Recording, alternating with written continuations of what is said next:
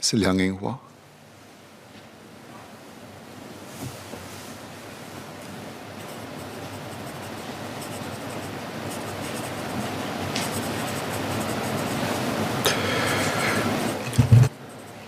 So my question is for Second Minister for Finance.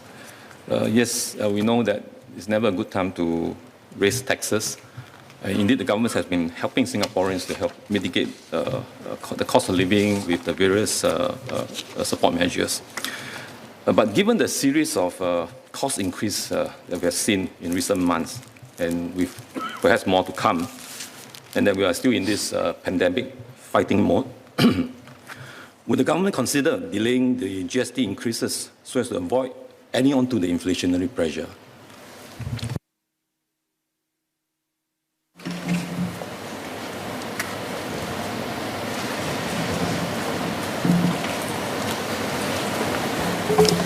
I thank Mr. Liang for his question, which is, I think, a question on the minds of many Singaporeans. There are actually two distinct aspects of that question. One is, can we delay the date that GST takes effect? But the second, and the much more important question is, can we delay the impact of that increase on Singaporeans? So for the first one, we had announced in Budget 2018 that we plan to raise the GST by 2 percentage points, from 7% to 9%. And we said then that it would be sometime from 2021 to 2025. We said the exact timing would depend on the state of the economy and how much our expenditures grow and how buoyant our existing taxes are. And we said all that before COVID-19. Then the pandemic came along. So we then said in 2020 that the GST rate increase would not take place in 2021. And that was in direct recognition of the hardship that was felt by people because of the pandemic. So it's not something we can put off forever, but the exact timing is something that we have to think about. In deciding the timing for the GST hike, we are carefully considering all the overall economic conditions. The economy is recovering steadily, and barring fresh disruptions, it should grow in step with global economic recovery, and we expect GDP to grow by 3 to 5% in 2022. But this brings me to the second question, which is the more important one, which is irrespective of whatever date we may say that GST takes effect, can we delay the impact on Singaporeans? And the answer is that we have designed it such that yes, we can delay the impact on Singaporeans. Through the assurance package, for the majority of Singaporeans, we will delay the impact for them effectively by 5 years. And for the lower income, the impact on them will be delayed effectively for 10 years. So essentially, whatever the increase to their expenditure as a result of GST, the assurance package is designed to buffer them for that increase. The government is directly supplementing them so that they won't feel the impact.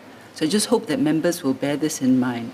The date that it takes effect and the date that the impact is felt are two separate things, and we will continue to look out for the low-income households and the majority of the middle-income households.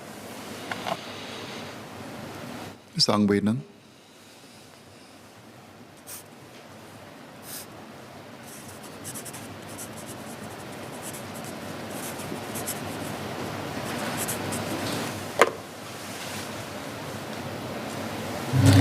Thank you, Speaker. I have two supplementary questions.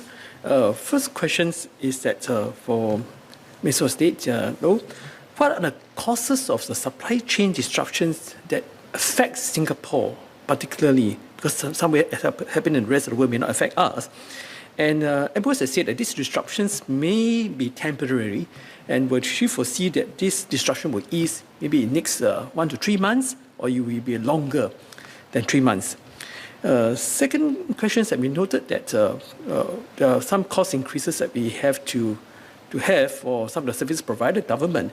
But will MTI work with some ministry to coordinate some of the increases where it's within the control of the government? For example, like revising the annual values of the HDB flat, which will actually lead to increase in property in tax they had to pay, and also electricity prices where they will affect majority of people, and even the coffee shops are now using that as an excuse to increase the prices for the drinks and more. Thank you.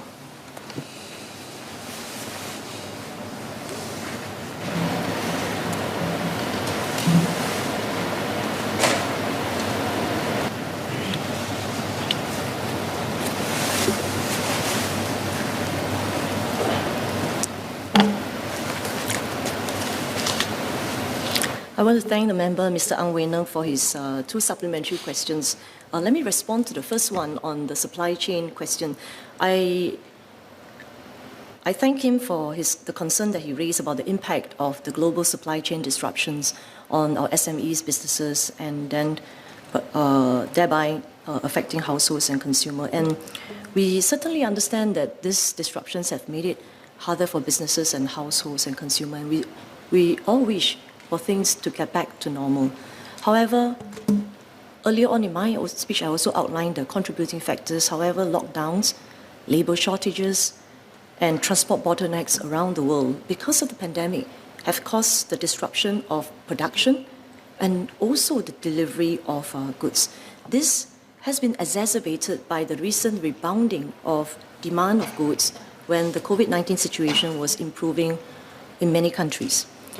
Now, in response to his first SQ, there are some signs that the global supply bottlenecks are abating, with pressure on input prices easing, and we are observing that the delivery delays are shortening. But we are cognizant that some of the supply chain issues, such as the lack of production capacity for semiconductor chips and port congestions, are also expected to take some time to be resolved. As such, it is likely that the supply chain disruptions will persist in the near term. Now, having said that, I want to assure the member, Mr. Ang, and everyone in the House that for essential supplies, including food and healthcare items, we have adopted a multi-pronged approach. First, import diversification. Secondly, beefing up our local production. Third, stockpiling.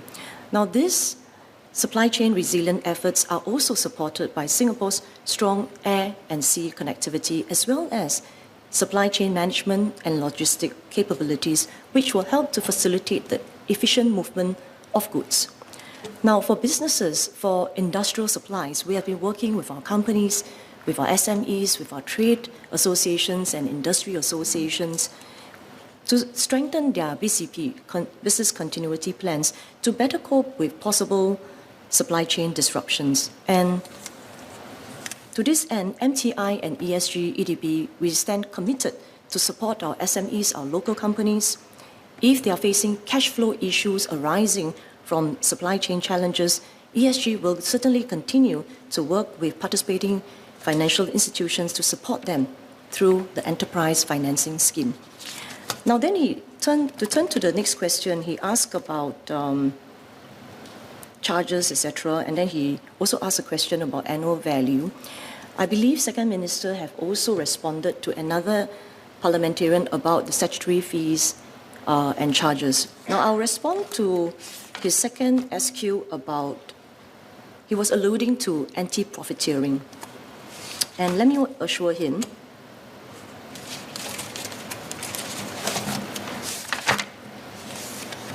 that MTI and CCCS take a tough stance against profiteering, and we keep a very close watch on prices.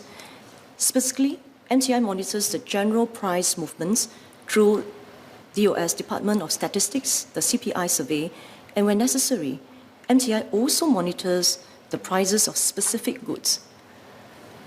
If you recall, about 20 months ago, that was between January to May 2020.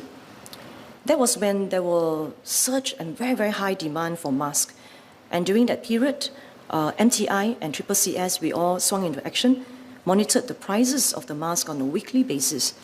And we took proactive actions and sought price information from e-commerce platform. And that certainly helped to shape the necessary behavior by the retailers and organizations.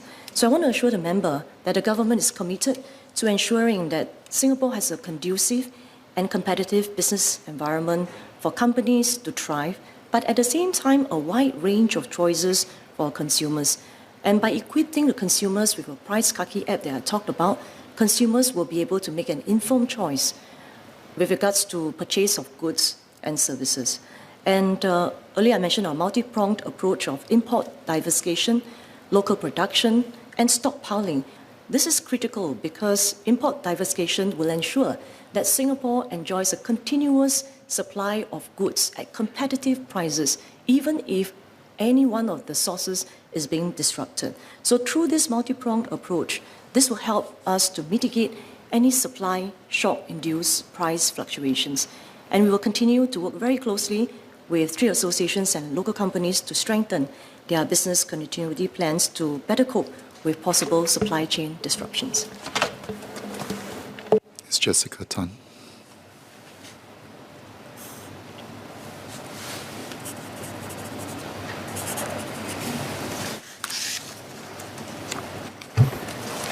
Thank you, Mr. Speaker. My supplementary question is for MOS Ling. As we talk about rising costs, businesses are facing those rising costs, which then translates to rising costs for the consumer. So what is MTI doing to assist with the rising costs of businesses? Thank you.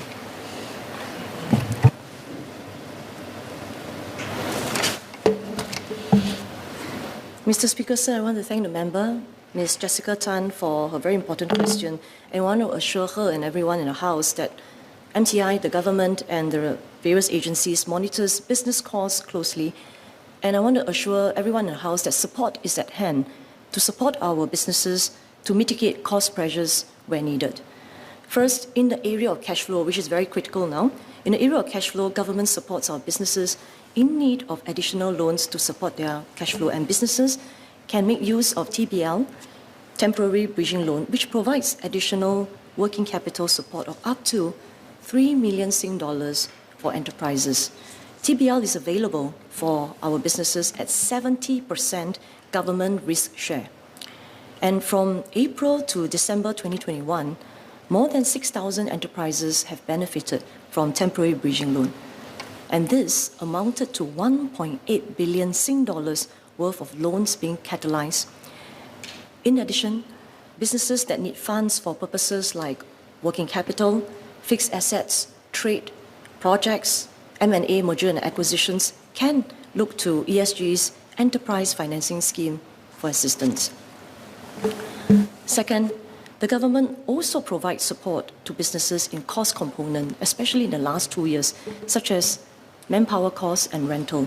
For instance, the JSS, the Job Support Scheme, the Wage Credit Scheme, the Jobs Growth Incentive Scheme, and the Rental Support Scheme all help our businesses, our SMEs, with their cash flow challenges during the pandemic. Now, to date, more than 28 billion Sing dollars of JSS support has been disbursed since the scheme was introduced in February 2020. Third, the government will also continue to defray investment expenditure to help our SMEs to pivot and strengthen their capabilities. This includes the enhanced financial support for capability development and productivity upgrading through grants such as the EDG, the Enterprise Development Grants, and also the PSG, the Productivity Solutions Grant. Now, these grants actually will go some way to help our businesses transform and turn the current challenges into long-term opportunities. Over the longer term, certain trends like climate change, and these are trends that may cause our companies to think about their strategies and their cost structure. Businesses can look to the recently launched $180 million Enterprise Sustainability Program launched by Minister Gan on the 1st of October. And this ESP is designed to really help our local SMEs build capability in sustainability, not just company-centric, but also sectoral-centric. We will support the TACs to bring on board or to adopt sustainability standards across the subsectors or across the whole sector. And we also will take an ecosystem-wide approach in terms of financing. We launched the green financing shortly after the launch of ESP, as well as training and certification. All these are done to really better position our local companies to help them to build capabilities in sustainability and seize new opportunities in the green economy. The government certainly strives to moderate business cost increase by managing the domestic supply side constraints. For example, the government ensures an adequate supply of industrial and commercial space to meet rising demand, which will then help to relieve rental and price cost pressure that's faced by our SMEs and businesses. You may recall that the rental support scheme announced by Minister Lawrence Wong, the rental support scheme payout in 2021 have also provided more than 900 million Sing dollars of support, benefiting over 40,000 tenants and owner-occupiers. So I want to assure Ms. Jessica Tan and the House that the government will spare no effort to support our enterprises, especially our local SMEs. We continue to stand by our local SMEs, our businesses, to support them and help them emerge stronger than before. Ms. Fumi, Ms. Fumi Ha.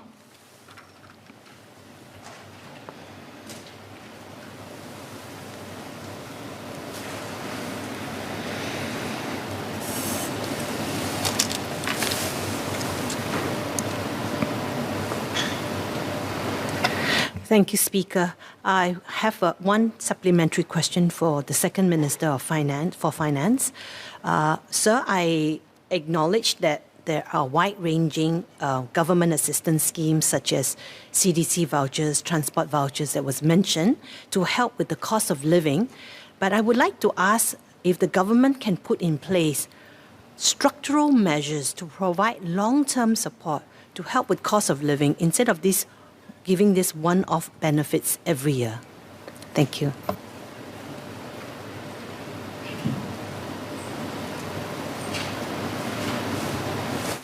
Mr. Speaker, I thank the member for her question.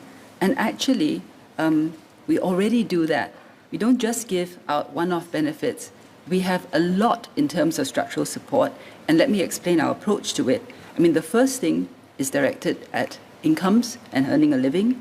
Second thing, essential areas. And then third, providing essential support for the low income and elderly.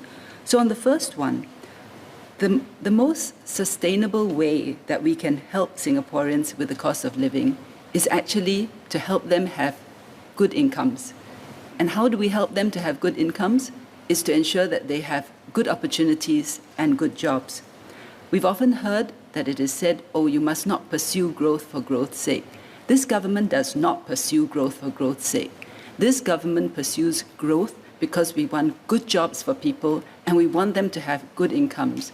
And that will help them to manage not just the increase in cost of living, but to be able to attain all the other things and aspirations that they want to achieve in life. So we pay a lot of attention to growing the economy, and that is structural. The second thing we do is we have structural schemes to uplift and supplement their incomes. This includes the progressive wage model, as well as the workfare income supplement scheme. Then, in addition, we have broad-based structural support measures to help Singaporeans in essential areas like education, healthcare, and housing. Education, as we know, is heavily subsidized. Every Singaporean child would receive about 180,000 in education subsidies by the time he or she turns 16, including preschool subsidies, with more for those who come from less well-off backgrounds. And for healthcare, we have many schemes such as CHAS, the Pioneer Generation Package, and the Merdeka Generation Package. We also provide housing subsidies to keep HDB flats affordable. So eligible first-timer households buying a resale flat could enjoy up to about 160,000 in housing grants, and around 80% of new HDB flat buyers have little or no cash outlay of their mortgage payments. Then, in addition, we have other permanent schemes like the GST voucher or the GSTV scheme, Silver Support Scheme, and ComCare. And then, on top of all of these permanent structural schemes, we do provide the one-off support or schemes for a specific period to help people where there are specific hardships or problems which may continue for a few months, but after that, they're able to manage on their own. Mr. Louis Chua.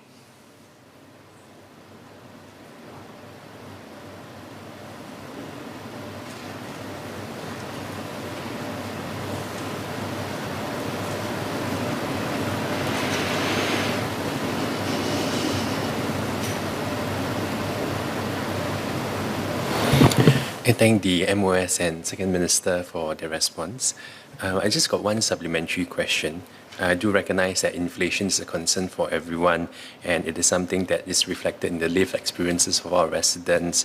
And I think if you look at what the MES has done from a monetary policy standpoint, they've tightened for the first time in the last 3 years. And so from a fiscal standpoint, I also note that back in 2006, the government has put in place a freeze in fee increase for 1 year after the GST increase. So this time around, if there were to be a GST increase, whether or not the government will consider a similar freeze in the fee increase, which is similar to my original PQ as well as that asked by member Mr. Ang as well. Thank you.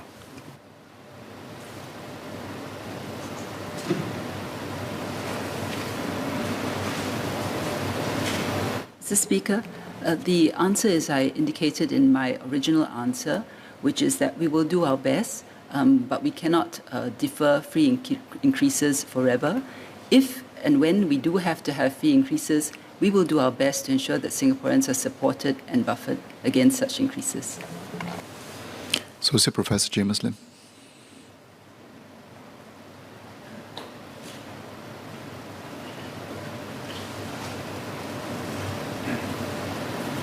Mr. Speaker, I wish to challenge the notion of MOS law and Minister Indranee that inflation pressures are actually transitory and benign. Both of them cited how the latest 2021 November all items inflation rate was 3.8%, and that is true when measured on a year-to-year basis.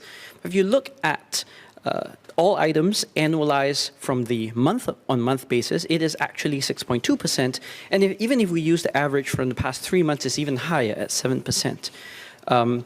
If you measure other elements where they have spoken about being more benign, actually, if you net out accommodation, and this is for a year-on-year basis, you have a higher inflation rate at 4.1% or 4.2%, depending on how one measures such housing inflation. Transportation costs, which is the third largest component of household expenditure after food and housing, is actually 14.2% year-on-year in the latest data.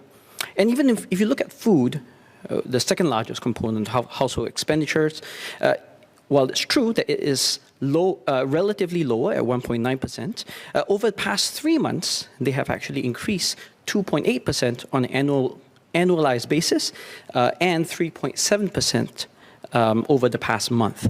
So again, my point isn't to throw out additional figures per se, but both of them mentioned the possibility. One of the levers for controlling price inflation was the idea of real exchange rate appreciation. I'll note that measures of our own trade-weighted real exchange rate show that the Sing dollar has actually been depreciating since 2013, and at least in the latest data for 2020, this continued to be the case. So I wonder whether there's going to be a more concerted effort at allowing real exchange rate appreciation as a broad-based approach to contain inflationary pressures imported from abroad.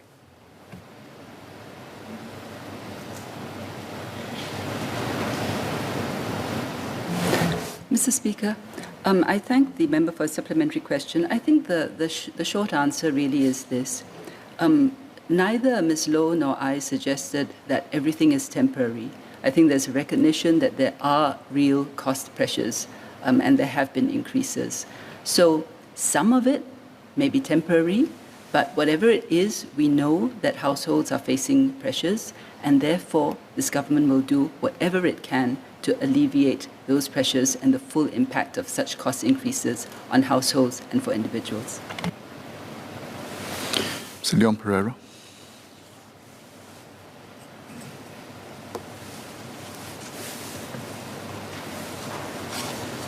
Thank you, Mr. Speaker. So I just have two supplementary questions for MOS, Ms. Low Yen Ling.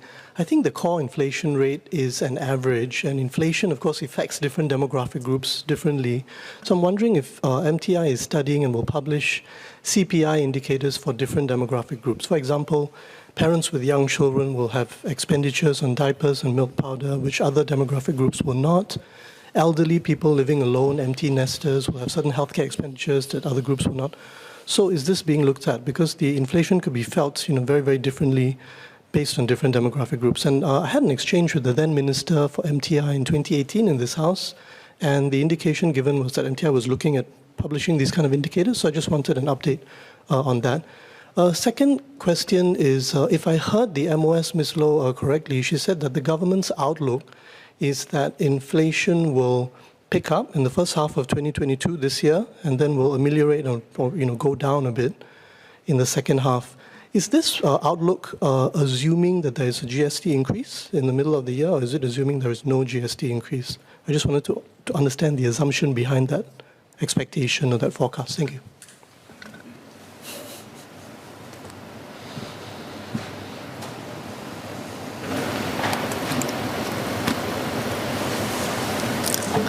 Mr. Speaker, sir, I want to thank the member, Mr. Leon Pereira, for the two questions. On the first question, we monitor the CPI, all items inflation based on different household income groups. And that will allow us to also work with MOF to design the necessary targeted assistance for the relevant segments based on household income.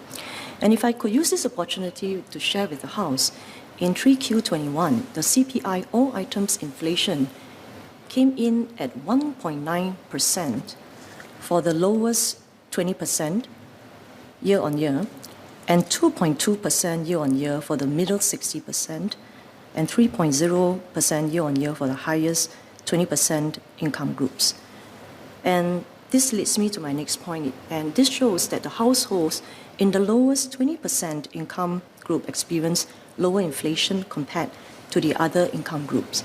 And earlier on in my speech, I shared about the importance of monitoring indicators like the real wage growth, that is after accounting for inflation.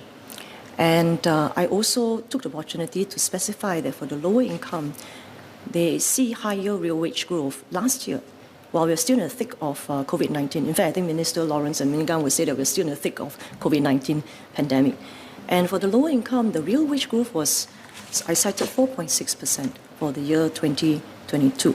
Now, his second question about the MAS core inflation, I may have read it very quickly. Allow me to slowly read it out now. I cited the various factors. I cited the factors driving global inflations and what are some of the contributing factors for domestic inflation. And I talked about the CPI all items inflation, and then I cited the MAS core inflation. So let me repeat again. MAS core inflation is expected to increase in the first half of 2022 before easing in the later part of the year. But having said that, we know that we're still in the thick of COVID-19 pandemic. Situation is very fluid, is very volatile. We are a small and open economy, and we are exposed to a lot of developments in other parts of the world, including the key food-producing countries. And for the full year MAS core inflation, it could average within the upper half of the official forecast range of 1% to 2%. Leader of the Opposition.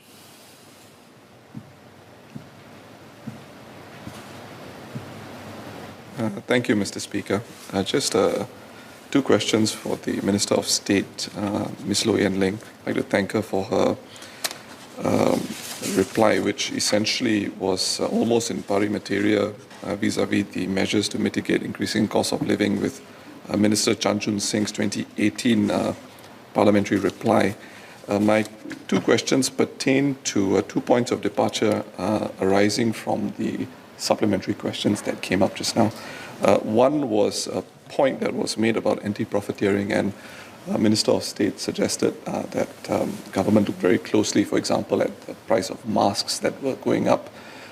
Minister Chan, a few years ago, took a different approach, although it was with regard to a different item. It was with regard to coffee. coffee in the coffee shops. And the approach there was relying on crowdsourcing platforms, taking a step away from anti-profiteering type committees. In view of the situation today, given the answer that MOS has shared, is the government veering towards the formation of anti-profiteering committees as a way to track prices and how they affect our people on the ground? The second question, again, is a pickup from what Minister Chan shared as a way to combat inflation. And he raised, and this is in the case of businesses, looking at meaningful ways and effective ways to lower regulatory costs, which include improving regulatory efficiencies, simplifying processes, and removing unnecessary licenses. And I was listening to MOS's reply from the supplementary question asked by member Ms. Jessica Tan. What has been the government's progress on lowering regulatory costs for businesses as a way of combating inflation? Thank you.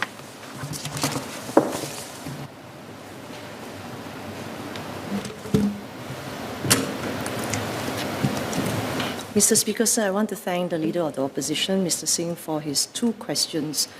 And I don't think there's a departure between what I've cited and what Minister Chan has shared. I want to thank him. And I want to also use this platform to reiterate again, the government understands and shares Singaporeans' concern about rising prices and inflation. I also want to use this opportunity to assure everyone in the House that MTI, MOF, and all agencies, we will spare no effort in supporting Singaporeans and also households and businesses as we face this global spectre of inflation. We are also working very closely, MTI and all economic agencies are also working very closely with MOM to mitigate the effects of inflation on business, households, and also consumers. Now on this question, the first question, I want to use this approach. I cited a six-pronged approach, a multi-pronged approach, because this will allow us to really take a very comprehensive stance and engage with our SMEs, our trade associations, and of course, at the same time, leveraging our extensive network of FTAs to provide market access for our companies. And I cited the first strategy is really on working hard to keep our economy competitive, working hard to create good-paying jobs that generate real wage growth for our Singaporeans. So really it's about providing conditions for companies, especially our local SMEs, to create good jobs with sustained income growth that outpaces inflation. Because when companies raise their productivity, real wage growth will follow. When workers can attain real wage growth, they also have new skills to take on new jobs. And this is where MTI schemes like the PSG and the EDG comes in. And really, this is the whole notion of ITM 2.0 that DPM Heng Swee Keat has talked about. Refreshing, strengthening our 23 industry transformation map to raise the innovation capacity of our SMEs across the 23 sectors, raising their productivity and designing good jobs. That is not just good jobs for today, but also jobs and skills for tomorrow. At the same time, supporting our local companies to expand their international footprint. The approach that I cited, I quickly cited the mask example, and this just an example of how, where necessary, we will intervene in terms of monitoring the prices, and this is also in terms of making sure that we promote market competition, and in addition to promoting market competition, it is also about lowering barriers to entry where possible so that we can help Singaporeans enjoy competitive prices. And furthermore, I cited how we remain focused on diversifying our sources of supply, expanding our sources of food supply to more than 170 countries and also regions across the world.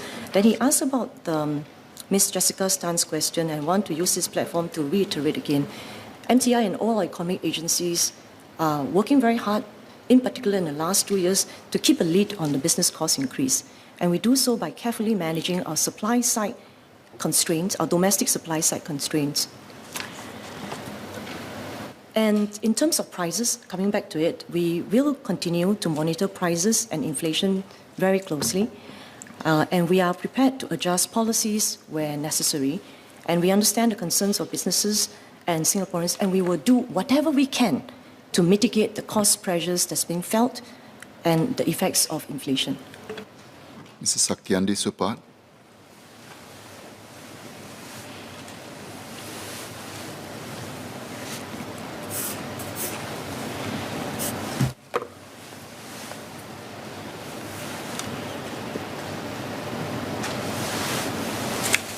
Mr. Speaker, thank you. I'd like to thank MOS and also Minister Indranee about explaining about the inflation will be assessed not to be persistent and that lots have been done through fiscal and monetary support so far.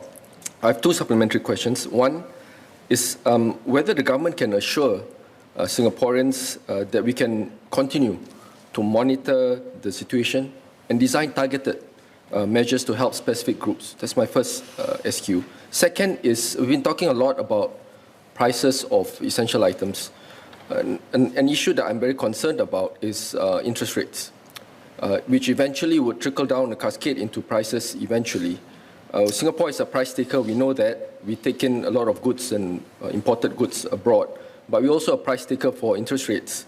And in particular, with interest rates expected to rise in 2022 and beyond, what will be its impact? And especially when we are also trying to emerge out in an endemic scenario, whether there'll be any ramifications of rates going forward, especially its impact on accommodation, etc. as well. So thank you.